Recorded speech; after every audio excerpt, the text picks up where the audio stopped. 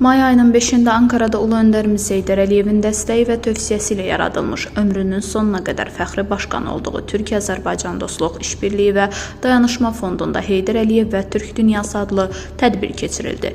Tədbir Heydər Əliyevin anadan olmasının 102-ci il dönümünə həsr olunmuş Heydər Əliyev həftəsi çərçivəsində baş tutmuşdu.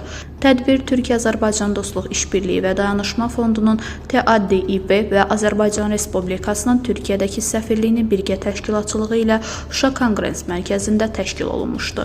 Ümumilli liderimiz Heydər Əliyevin və şəhidlərimizin əziz xatirəsi bir dəqiqəlik sükut ilə yad edilərək Azərbaycan-Türkiyə dövlətlərinin himni səsləndi.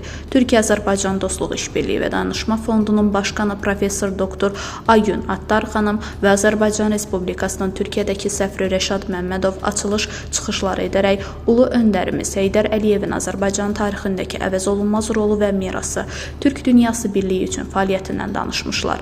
Tədbirdə Qazaxıstan, Qırğızıstan, Türkmənistan və Şimali Kipr Türk Respublikalarının səfirləri, Türkiyə Respublikasının Xarici İşlər Nazirliyinin rəsmisi Ayşə Üzər, Azərbaycan xalqının ümumilli lideri Heydər Əliyevin Türk dünyasındakı özünə məxsus rolundan danışdılar. Onun Türk dünyasındakı ən böyük liderlərindən biri olduğunu vurğuladılar. Türkiyə-Azərbaycan Parlamentlərarası Dostluq Qrupunun sədri millət vəkili Şamil Ayrın, millət vəkili Ayücə Türkeş və Türkiyənin Azərbaycandakı keçmiş səfiri Hulusi Qılıç da Heydər Əliyevin həyatından danışdılar.